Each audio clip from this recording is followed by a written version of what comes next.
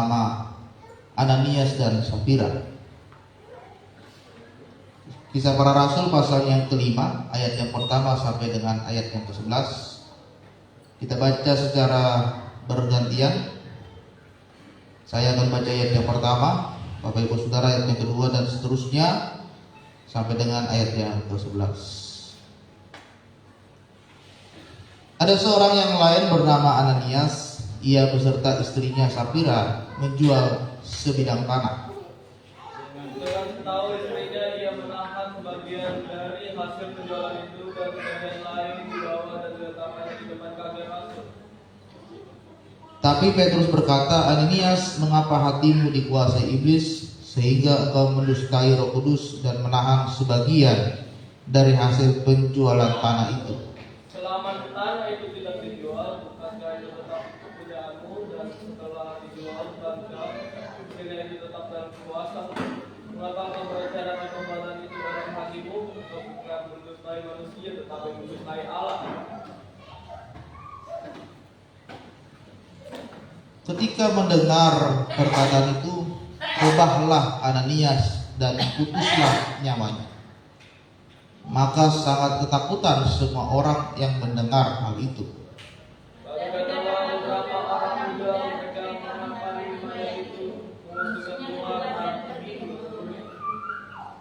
Kira-kira 3 jam kemudian masuklah istrinya Ananias. Tetapi ia tidak tahu apa yang telah terjadi.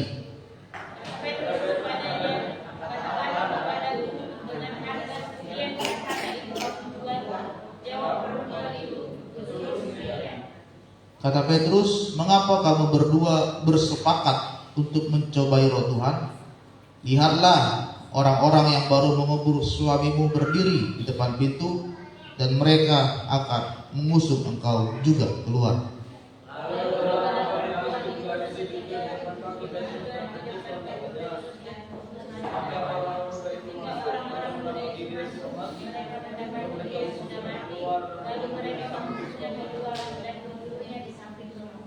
Maka sangat ketakutanlah seluruh jemaat dan semua orang yang mendengar hal itu.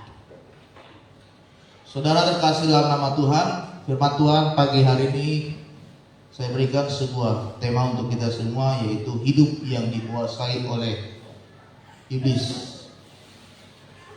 Hidup yang dikuasai oleh roh jahat atau iblis. Saudara, firman Tuhan ini merupakan sebuah kisah tentang sebuah keluarga. Ada suami dan ada istri di situ.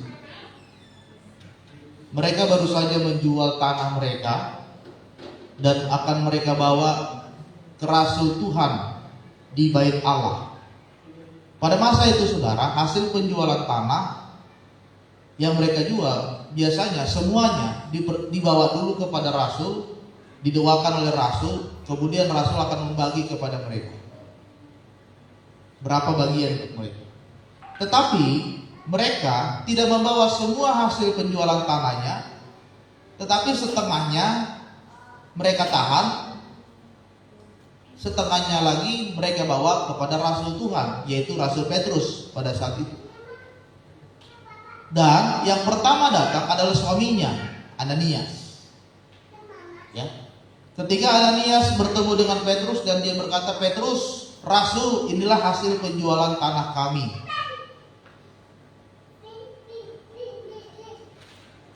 Karena Petrus adalah Rasul Tuhan dan Tuhan sudah memberitahu dia kalau Ananias tidak jujur, Ananias berbohong di hadapan Tuhan, maka ayat ketiga berkata, Ananias, mengapa hatimu dikuasai oleh iblis dan engkau mendustai Roh Kudus? Petrus berkata kepada Ananias, mengapa hatimu dikuasai oleh iblis dan engkau mendustai Roh Kudus? Karena dia sudah berbohong kepada Tuhan dan menahan sebagian tanahnya yang dia berikan kepada Tuhan. Akhirnya apa? Ananias pun mati saat itu juga. Kemudian datanglah istrinya dengan hal yang sama. Karena dari awal firman Tuhan katakan mereka sudah bersepakat melakukan hal yang jahat di hadapan Tuhan. Suami dan istri sudah bersepakat untuk menahan hasil penjualan tanah mereka. Suami dan istri sudah bersepakat untuk berbohong di hadapan Tuhan. Dan suami dan istri sudah bersepakat untuk mendustai roh Tuhan. 3 jam kemudian datanglah istrinya dan Petrus kembali bertanya, betulkah hasil penjualan tanahmu sebesar ini? Dan istrinya berkata, betul. Maka Petrus berkata, kalian sudah bersepakat untuk melakukan hal yang jahat di hadapan Tuhan. Seketika itu juga rebahlah istrinya dan mereka pun berdua meninggal. Saudara, firman Tuhan hari ini menguatkan bagaimana hidup kita supaya kita jangan dikuasai oleh iblis. Bukan hanya diri kita, tapi jangan sampai seisi keluargamu hidupnya dikuasai oleh iblis dan roh jahat. Seperti yang dilakukan oleh Ananias dan Safira. Suami dan istri ini sudah bersepakat untuk mencobai Tuhan. Ya, seandainya pada saat itu istrinya adalah istri yang bijak dan takut Tuhan, dia menasihati Ananias, udahlah Pak, jangan kau tahan penjualan tanah ini, kasih saja semuanya kepada Tuhan. Mereka tak akan mati. Seandainya saat itu istrinya juga pada saat itu berkata, betul nggak penjualan tanahmu segini? Dan seandainya pada saat itu istrinya berkata jujur, bukan Petrus, bukan segitu, lebih besar dari itu Petrus, dia juga tidak akan mati. Tetapi suami dan istri ini sudah bersepakat, mereka dikuasai oleh iblis, sehingga mereka berdua pun mati di dalam hidup yang mencobai Tuhan. Akhir-akhir ini banyak sekali pasangan suami istri yang hidup mereka dikuasai oleh iblis, saudara. Bahkan keluarga, sisi keluarga mereka tidak ada damai sejahtera, sehingga keluarga mereka pun dikuasai oleh iblis. Kita lihat bagaimana kisah seorang polwan, istri polisi, membakar suaminya yang juga polisi. Karena suaminya gajinya habis judi online. Coba. Dibakar suaminya. Dengan luka bakar 90%, akhirnya suaminya pun meninggal. Suaminya pun uangnya dipakai untuk bermain judi online. Ya. Ini kan semua keluarga sudah dikuasai oleh setan. Tidak ada lagi kepala keluarga yang menjadi panutan di tengah-tengah keluarganya. Istrinya pun ya tidak bisa menahan amarah, melampiaskan amarah, dan suaminya dibakar hidup-hidup. Ini yang terjadi zaman sekarang ini, saudara. Tidak ada lagi kasih, ya, tidak ada lagi hormat, tidak ada lagi tunduk. Yang ada adalah keegoisan dan kekerasan kepala dari hati manusia masing-masing. Kalau itu saudara pertahankan di tengah-tengah keluargamu akan hancur. Suaminya keras kepala, istrinya keras hati, dua-duanya egois, keluarganya berantakan. Orang tuanya keras kepala, anaknya juga keras kepala, hubungan orang tua dan anak terputus karena keegoisan. Kita mau belajar pagi hari ini bagaimana supaya setiap hidup kita yang ada di saat ini kita tidak bisa dicobai oleh iblis. Apa yang harus kita lakukan? Apa yang menjadi celah di dalam diri kita yang membuat iblis masuk ke dalam hidup kita dan merusak hidup kita? Yang pertama adalah celah yang membuat iblis masuk ke dalam hidupmu adalah karena kita tidak pernah berdoa. Matius 26 ayat 41 berkata, berjaga-jagalah dan berdoalah supaya kamu tidak jatuh ke dalam pencobaan. Sebab roh memang penurut, tetapi daging lemah. Banyak orang Kristen saat ini menganggap doa itu adalah satu hal yang sepele.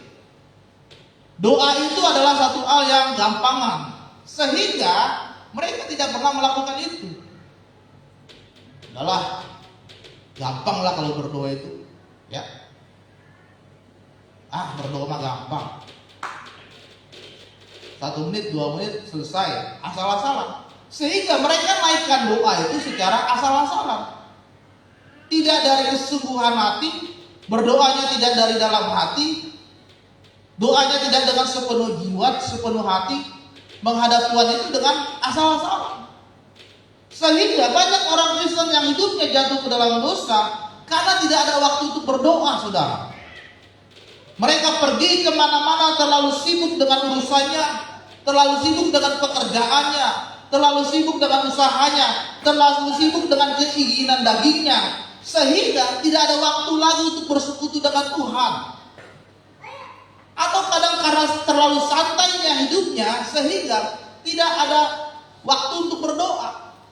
Tidak ada peluang yang diberikan bagi Tuhan di dalam hidupnya. Sehingga itu menjadi celah bagi kuasa kegelapan untuk menyerang hidup kita dengan berbagai macam pencobaan-pencobaan yang ada. Sudah tidak pernah berdoa, sudah tidak pernah ke gereja, sehingga imannya makin lama makin melemah. Dan iblis akan menguasai hidup saudara. Mulai dari ujung rambut sampai ujung kaki, hidupmu akan dikuasai oleh iblis. Karena waktu kita bersekutu dengan Tuhan tidak ada. Pak, emang bisa iblis menguasai seluruh hidup kita? Bisa. Dari ujung rambutmu apa? Pikiran. Pikiran kita ini kalau sudah dikuasai oleh iblis, fokusnya bukan Tuhan lagi, dikacaukan. Fokusnya cari uang. Fokusnya senang, liburan, sehingga Tuhannya itu gak diingat lagi di pikiran kita. Hari Minggu cari uang, uang, Tuhannya gak ada. Ya. Sampai kapan saudara memikirkan itu daripada saudara pikirkan uang? Uang itu bisa dicari. Uang itu bisa kita dapat. Uang itu bisa dibuat. Ya. Kemarin ada kasus di daerah Serengseng sini nih, dekat dengan gereja kita. Orang membuat uang palsu dengan nilai 22 miliar. Uang kan bisa dibuat kan? Ya. Dan uang itu akan dibeli seharga 5 miliar. Coba saudara. Uang palsu dicetak sejumlah 22 miliar di Serengseng sini dekat. Puri ke sana lagi. Akan dijual, dibayar itu dengan harga 5 miliar. Modusnya uang palsu ini akan dibawa ke Bank Indonesia dan ditukar dengan uang yang akan dimusnahkan. Uang-uang yang udah rusak, yang udah jelek-jelek itu kan di Bank Indonesia akan dihancurkan. Dan itu akan ditukar dengan uang palsu ini. Ditukar dengan uang asli. Uang bisa dibuat. Tapi sumber yang memberikan uang itu bukan saudara. Kita cari uang, banting tulang dari pagi sampai malam, Senin sampai Minggu. Saudara dapat uang yang banyak, tiba-tiba Tuhan kasih saudara sakit jantung stadium 4. Bagaimana? Saudara Tuhan kasih sakit kanker, tapi uang saudara banyak. Bagaimana itu? Jadi harus ada waktu yang kita berikan untuk bersekutu dengan Tuhan. Pada saat Yesus berdoa di Taman Getsemani, dia mengingatkan murid-muridnya, kalian tunggu di sini, berdoa 1 jam saja berdoa. Tapi nyatanya apa? Murid-muridnya tertidur. Murid-murid Tuhan Yesus ketika Tuhan perintahkan mereka untuk berdoa, minimal 1 jam saja. Mereka tidak sanggup berdoa 1 jam saja, mereka tertidur, saudara.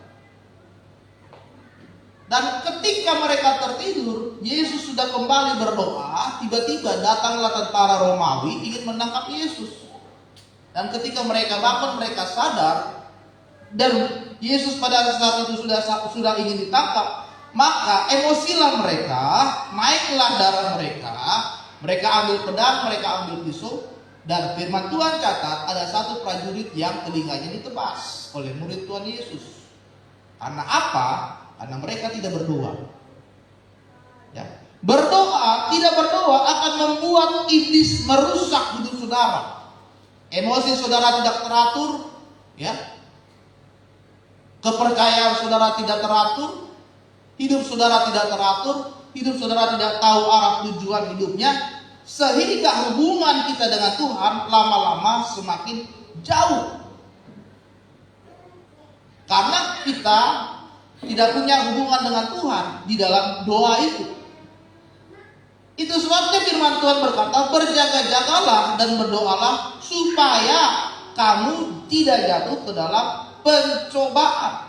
Karena jangan sampai kita membuat peluang untuk iblis masuk ke dalam hidup saudara. Oleh sebab itu saudara, marilah ajak keluargamu untuk berada di dalam persekutuan di dalam doa. Ya. Bawa anak, bawa istri, bawa suami untuk belajar berdoa. Belajar baca firman, belajar ibadah bersama-sama di rumah. Bangun ibadah itu bukan hanya di gereja, tapi di rumah. Kita ibadah di gereja itu cuma seminggu sekali, saudara. Tapi bangun ibadah setiap hari di rumahmu bersama keluargamu. Sehingga anak kita, keluarga kita sudah terbiasa di dalam persekutuan, di dalam doa. Saya mulai mengajarkan anak saya untuk memberi diri untuk melayani Tuhan. Dari pagi itu Erasmus, kalau saudara lihat live-nya di Kapuk, dia sudah singer. Kelas 2 SD itu. Meskipun ada pada begini, ya tak apa-apa. Dilatih belajar dulu. Mentalnya dulu, dia tahu apa itu melayani dari kecil. Sehingga anak kita nanti sudah terbiasa melayani Tuhan. Karena yang saya bisa berikan kepada mereka bekalnya hanya menjadi anak yang takut Tuhan dan yang mencintai Tuhan. Itu doang saudara bekal kita sebagai orang tua. Mereka nanti ketika besar mereka akan cari temannya sendiri. Mereka akan bertemu dengan pergaulannya sendiri. Kalau kita tidak didik anak kita dari sekarang cinta Tuhan dan takut Tuhan, mereka masa depannya bisa hancur. Kena narkoba, pergaulan bebas, teman-temannya tidak benar, merokok, ya, tawuran, pergi pagi pulang malam, atau pergi malam pulang pagi, sering nongkrong di Gultik, ya kan? Ada yang suka ke Gultik di sini. Mega nggak pernah ke Gultik ya? Oh, nggak tahu ya. Gultik nggak tahu Gultik? Gultik. Udahlah. Ya. Bukan anak Jaksel nggak tahu Gultik, harus tahu Gultik. Yang tahu-tahu aja ya. Kalau kita tidak menanamkan dari sekarang anak kita cinta Tuhan dan takut akan Tuhan, maka kita akan lihat bagaimana hidup mereka nanti. Jadi harus dari kecil dulu saudara, tanamkan, ajarkan berdoa, ajarkan baca firman Tuhan, ajarkan bersekutu dengan Tuhan. Yang pertama, harus bangun waktu berdoa kepada Tuhan. Yang kedua saudara adalah jangan menyimpan dendam atau marah yang berlarut-larut. Efesus 4 ayat 26 sampai 27 berkata, apabila kamu menjadi marah, janganlah kamu berbuat dosa. Janganlah matahari terbenam sebelum padam amarahmu, dan janganlah beri kesempatan kepada iblis. Paulus berkata, kalau kita marah jangan buat dosa, kalau bisa marahmu itu jangan sampai matahari terbenam, harus sudah selesai. Sehingga tidak ada celah bagi iblis untuk masuk ke dalam hidup saudara. Karena marah, karena dendam, karena kebencian yang saudara simpan secara berlarut-larut, lama-lama itu akan menjadi sakit batin, menjadi kepahitan, menjadi luka batin di dalam hidup saudara. Dan kalau itu sudah berlama-lama, akan timbul kebencian sehingga saudara tidak mau lagi mengampuni orang itu. Itu yang berat. Makanya firman Tuhan katakan jangan sampai matahari terbenam. Artinya ketika saudara marah hari itu, selesai juga hari itu. Ya. Marah kepada istri, selesaikan juga hari itu. Marah kepada anak, selesaikan juga hari itu. Sehingga tidak berlarut-larut. Ya. Harus kita mulai dari sekarang. Harus kita mulai dari sekarang meninggalkan ego kita. Harus kita mulai dari sekarang merendahkan diri kita, mendinginkan kepala kita untuk menerima masukan dari orang lain. Bagaimana kita bisa membuat diri kita tidak gampang marah? Harus bisa menguasai diri.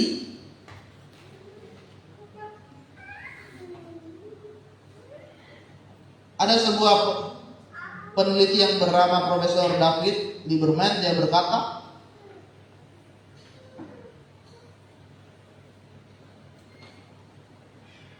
bagaimana supaya kita tidak bisa marah? Kita harus bisa berdamai dengan diri kita sendiri. Profesor ini berkata, supaya kita tidak gampang marah, harus dulu bisa berdamai dengan diri sendiri. Artinya, kita harus menerima dulu apa yang menjadi kekurangan dan kelemahan dari kita. Tidak menyombongkan diri. Apa sih kelemahan kita? Apa sih kekurangan kita? Kemudian kalau ada orang yang memberikan masukan, memberikan nasihat kepada kita, kita terima karena kita sudah tahu itu yang menjadi kekurangan kita. Tapi kan kebanyakan orang kalau dia sudah punya kekurangan dikasih nasihat, dia makin marah. Ya, ada jemaat ini datang, udah satu bulan gak gereja, Pak Gembala berikan nasihat, dia marah, makin marah. Padahal hanya diberikan nasihat, makin marah. Karena apa? Karena banyak orang saudara tidak mau kekurangannya itu diketahui banyak orang. Tidak mau kekurangannya itu menjadi kelemahan dalam diri dia. Sehingga banyak orang menyombongkan diri padahal dia mengalami kekurangan. Untuk menutupi kekurangannya itu dia menjadi tinggi hati. Ya. Sebagian besar orang sombong kalau saya lihat itu adalah sikap dia untuk menutupi apa yang menjadi kekurangan di dalam dirinya. Ya, saudara perhatikan aja. Oleh sebab itu firman Tuhan katakan jangan sampai engkau marah.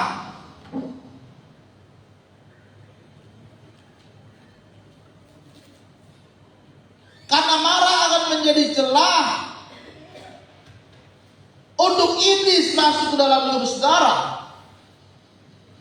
Kita harus bisa memaafkan kesalahan orang lain, kesalahan diri kita sendiri, melepaskan amarah, membuang dendam, mengarahkan semua tindakan yang dilakukan oleh orang lain, sehingga kita dapat membuang apa yang menjadi ego kita.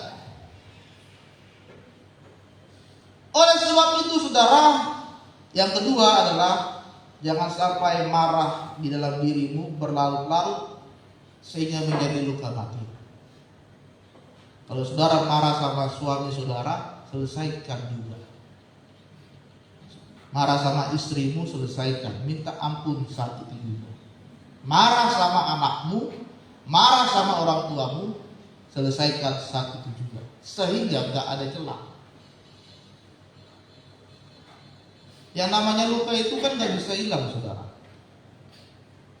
Gak bisa hilang. Itu masih ada tuh bekasnya. Mungkin saudara pernah ngomong sama suami saudara yang sangat merendahkan dia, sehingga itu akan menjadi luka bagi dia. Pasti ada. Atau suami yang merendahkan istri sehingga itu menjadi luka bagi istri, pasti ada. Dan itu akan dibahas oleh istrimu ketika kau bertengkar lagi. Itu akan jadi pembahasan terus tuh antara suami dan istri. Luka itu akan keluar lagi, luka itu akan keluar lagi, luka itu akan keluar lagi, luka itu akan keluar lagi. Jadi harus bisa berdamai dengan diri sendiri, harus bisa mengampuni orang lain, dan harus mau mengakui apa yang menjadi kekurangan dan kelemahan kita. Yang ketiga adalah, dan yang terakhir, jangan sampai hati kita kosong. Matius 12 ayat 43 berkata, apabila roh jahat keluar dari diri manusia, ia pun mengembara ke tempat-tempat yang tandus mencari perhentian. Lalu ia berkata, aku akan kembali ke rumah yang telah kutinggalkan itu. Maka pergilah ia dan mendapati rumah itu kosong, bersih, tersapu dan rapi teratur. Lalu ia keluar dan mengajak 7 roh yang lain masuk, lebih jahat daripadanya, dan mereka masuk dan berdiam di situ. Maka akhirnya keadaan orang itu lebih buruk daripada keadaan yang semula. Yang ketiga, jangan sampai hati kita kosong dan membiarkan hati kita dikuasai oleh iblis menjadi tempat tinggalnya iblis. Oleh sebab itu hati kita terus diisi dan terus diisi. Firman Tuhan tadi katakan, ketika ada sebuah rumah yang kosong, roh jahat sudah pergi dari rumah itu, dan ketika kembali dia melihat ternyata rumah itu kosong, tapi rumahnya sudah bersih. Tapi kosong rumahnya. Sudah bersih, sudah rapi, tapi kosong. Firman Tuhan katakan, dia masuk kembali ke rumah itu, nggak aja sendiri, dia panggil lagi teman-temannya yang lain, supaya hidupnya lebih hancur lagi dari hidupnya yang dulu, lebih buruk lagi dari hidupnya yang sebelumnya, sehingga iblis pun menguasai hatinya yang kosong. Oleh sebab itu saudara, hari ini jangan sampai hati kita kosong sehingga iblis menguasai hidup saudara. Terus kita isi, terus kita penuhi hati saudara dengan kebenaran firman Tuhan. Terus saudara isi hati saudara dengan ajaran-ajaran kebaikan yang diberikan oleh Tuhan di dalam hidup saudara. Sehingga hatimu tidak hampa, sehingga hatimu tidak kosong, sehingga hatimu tidak tahu apakah Tuhan bersemayam di situ atau tidak. Banyak orang Kristen yang hatinya kosong loh. Ya. Kelihatannya aja dia orang baik, kelihatannya aja dia orang benar, ternyata dia penjahat, pengedar narkoba, ya, pengedar narkoba, penipu, korupsi, dan yang lain. Kita butuh hati kita selalu dipenuhi oleh Roh Kudus, sehingga ketika hati kita dipenuhi oleh Roh Kudus akan memancarkan kehidupan dan akan selalu memberikan kewaspadaan di dalam hidup kita, sehingga kita tahu mana yang baik di hadapan Tuhan, kita tahu mana yang buruk di hadapan Tuhan, mana yang boleh, mana yang tidak boleh, mana yang benar, mana yang tidak benar, mana yang berdosa, mana yang kudus di hadapan Tuhan. Kalau hatimu kosong, kau tidak tahu mana yang benar di hadapan Tuhan. Kalau hatimu kosong berzina, itu pasti saudara anggap benar. Saudara, kalau hati saudara kosong menipu orang, saudara anggap benar. Selingkuh, saudara anggap benar. Judi online, pinjaman online, saudara anggap benar. Karena hatimu kosong. Saudara nggak tahu mana yang benar. Karena tidak bermaksud membuat mengacaukan hidup saudara. Yang tadinya saudara sudah mulai dibangun nih. Dari kita KKR kemarin, Pentakosta sudah mulai dipulihkan, dijamah, ya kan? Sudah mulai bangkit. Tapi karena hati kita tidak menghadirkan Tuhan, iblis masuk lagi. Gak jaminan saudara didoakan berapa kali jatuh, hidup saudara sudah benar, gak jaminan. Kalau hatimu tidak dipenuhi oleh Tuhan. Mau saudara KKR didoakan berkali-kali jatuh di tempat ini, kalau hati saudara kosong, Tuhan gak ada, gak jaminan hidup saudara benar. Saya jamin. Tapi hari ini saudara, ketika saudara membuka hati saudara untuk membiarkan Tuhan hadir di tengah-tengah hidupmu, maka Dia akan memberikan saudara kehidupan. Dia akan memberikan saudara kewaspadaan. Dia akan memberikan saudara sukacita, sehingga saudara tidak bersungut-sungut, sehingga saudara tidak menduakan Tuhan, sehingga saudara tidak meninggalkan Tuhan, sehingga hidup saudara tidak jauh dari Tuhan. Hati yang dekat dengan Tuhan membuat hubunganmu semakin dekat dengan Tuhan. Kalau saudara sudah terbiasa dekat dari Tuhan, jauh dikit aja sepertinya ada yang hilang.